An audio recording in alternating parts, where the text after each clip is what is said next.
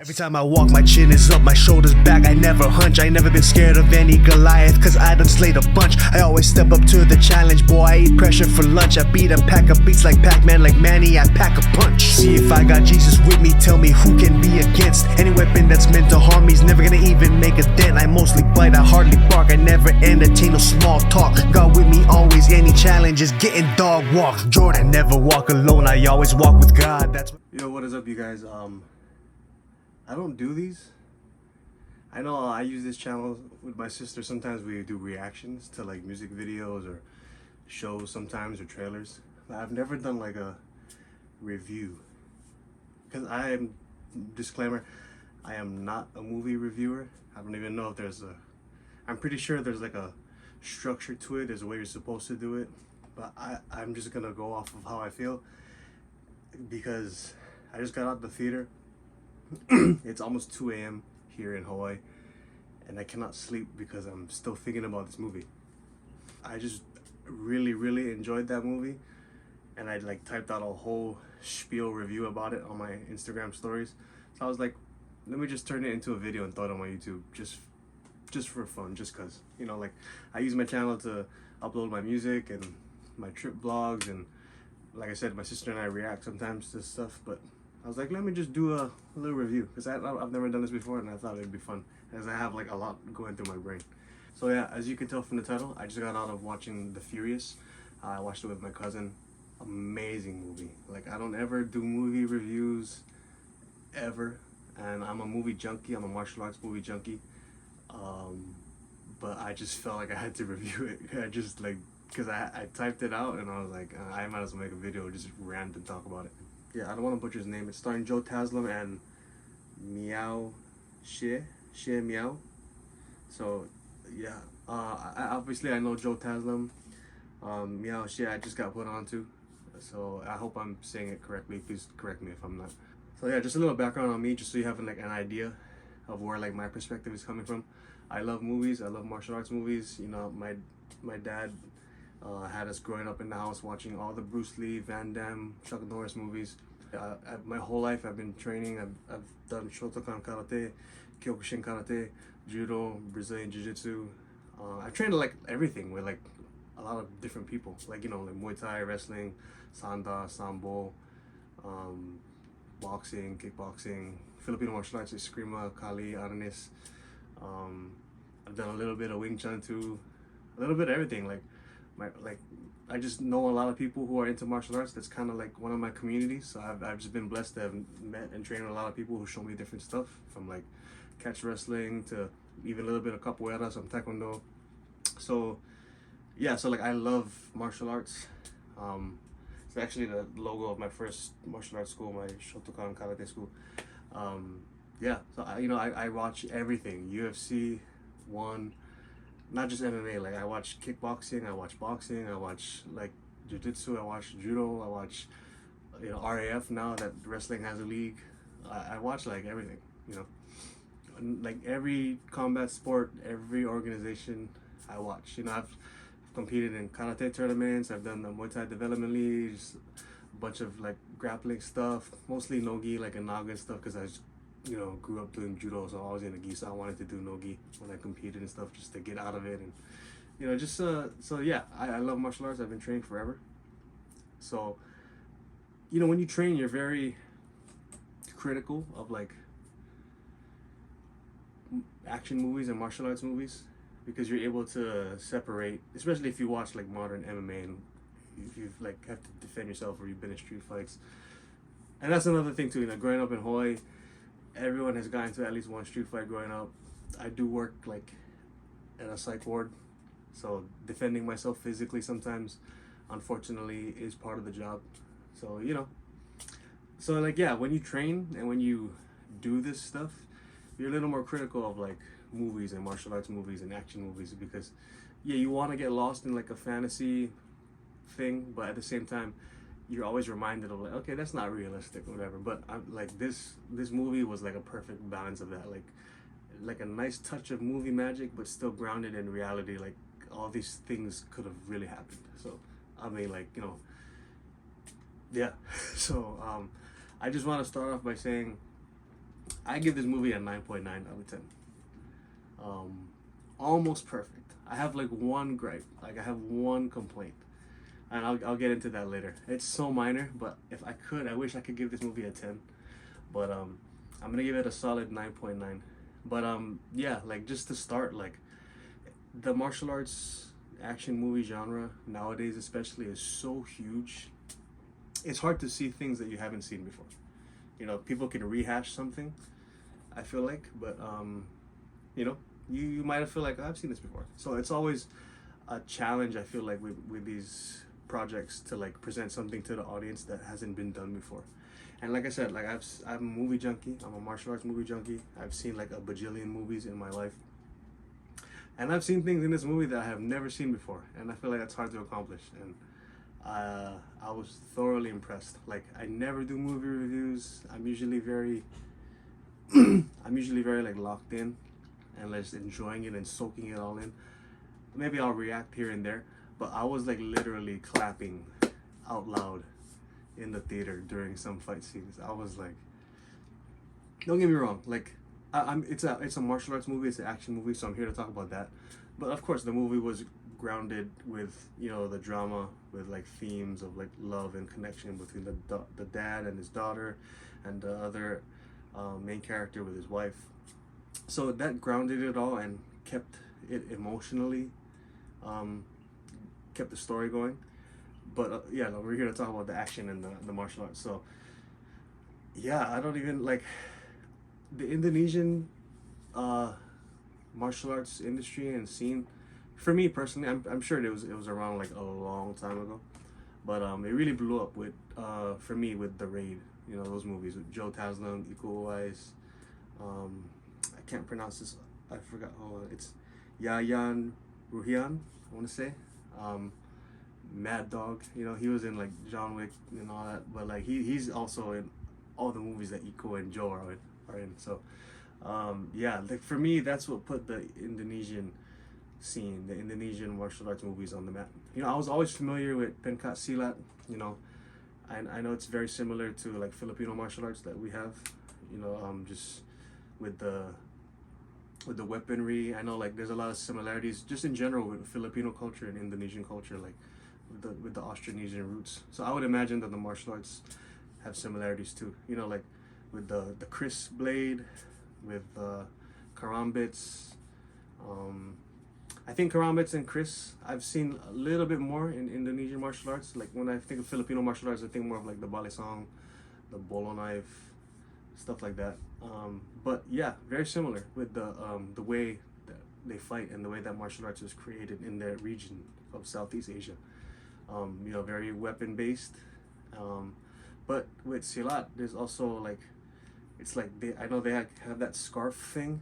So like they do submissions, kind of like with when you choke someone out with a gi, and then, you know, like all the low stands, fighting on the ground. Because I know in Indonesia, like, you know, like cities are like built on water, or they're always having to defend themselves in rice fields and stuff like that. So just I know like there's a lot of silat on display, as there is every time like any of these Indonesian actors and martial artists are in a movie. But at the same time too, like it was more than just silat. Like I know Joe Taslim has a judo background, and that was on full display. Like they even showed, like, spoiler alert, they even showed it like in the beginning, you know, with him and his wife in that picture frame. They were in judo gis on the mats, and then his judo background was on full display. Like I was like catching everything. I seen the Tayotoshis, the Seonagis, the Morote Seonagis, the Uchimatas, the Osotogaris. Like he was playing around with the Ashiwaza, like the Ashibarais and the Sasais, the Kosotos. I was just like looking at everything he's doing. I was like, whew. Like the first time I heard of Joe Taslim, I think most people know him from Sub-Zero in Mortal Kombat. But for me, it was like, I think it was Fast and Furious 6, where like Tyrese and Han, they were like, no, you go. They were like fighting him 2-on-1, and he was like just whooping them, threw them through the glass. And then that's when I got put on to Joe Taslim, and I've been a fan ever since. Iko, I've been a fan ever since. So yeah, these to me, like these Indonesian actors and martial artists, they were like, you know, I was a fan like immediately. And then just so like it wasn't just silat on display. I know everyone else had like Like there was a lot of silat, don't get me wrong, obviously, like with the joint breaking and the weaponry, but even how you pronounce his name? Miao, Miao. I'm so sorry if I'm butchering his name. Like I know, I'm assuming, you know, he comes from like a Chinese martial arts background. I don't know if it's like Hung Gar or Wing Chun or what he did, but or what he's trained in. But him too, like he was if not the main protagonist, and Joe was like the co-star, like the co-protagonist. But you know, his kung fu was on full display. His use of weaponry, like with the ball peen hammer.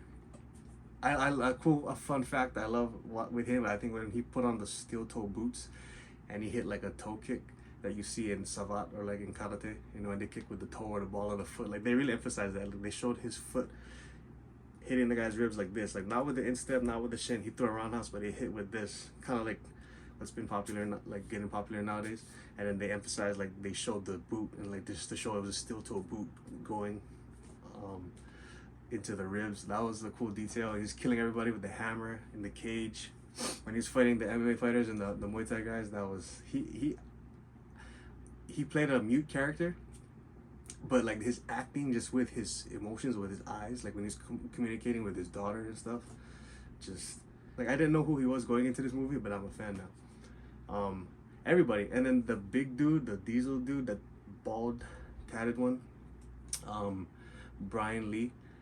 I don't know if he has any relation to Andy Lee, but I know I've seen them together in like on Instagram or something. And I know Andy Lee was like, he was heavily involved with like Shang-Chi, and I've seen him in some YouTube videos, and I know I believe he was Death Dealer in Shang-Chi.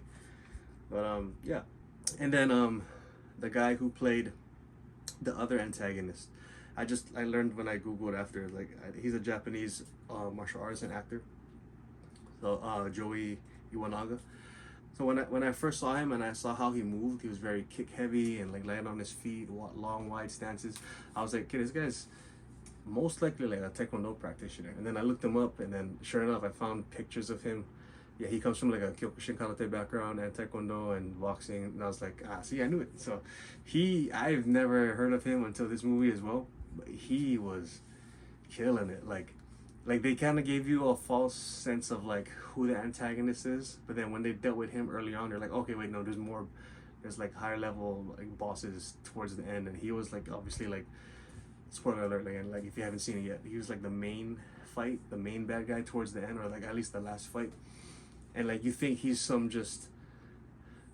rich guy who has power and he has muscle to fight for him, but like nah, he can scrap. he was throwing some heat with his kicks and with his feet and his shins and his knees and his I was thoroughly impressed. The way like he like pinched the blade and then like between his feet and like stabbed it into the guy, I was like, that was just he's another person that stole the show every time he was on the screen. But yeah, so like I said, going back to what I said earlier, there was a lot of stuff in this movie that I had never seen, but like in this movie, I was like, there was a lot of stuff that I had never seen ever, and I mean, done in the ways that it was done. Like for example, like they had like a 5-man. It was kind of like a Royal Rumble. I mean, there was teams obviously. It was Joe and Miao versus the bad guys, and then Brian Lee. He was like a wild card third party. He was on his own team. Like he showed up in the fight later, so it was like 5 people fighting.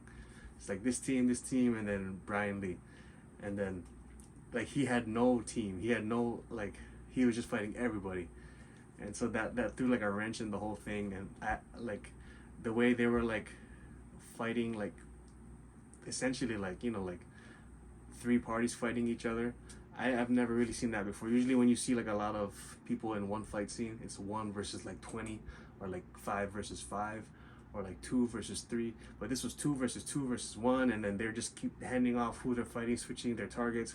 It was like the camera work going back and forth was nuts. Like they're indirectly helping another person fight this person, even though they're trying to fight too. It was just nuts. I was like trying to like process everything, and I was trying to like, who's that? Oh, he just sent him flying into him, and he jumped off him and kicked him, but they're actually fighting each other too. It was like I was blown away. Another thing I feel like, because they tried to, I feel like movies always try to like one up and just do things that haven't been seen before. Like there's a lot of it actually in this movie, that things that I haven't seen before, in that way, at least, you know, shot in that way. Like two people were like using bikes as weapons. They were fighting each other with bikes.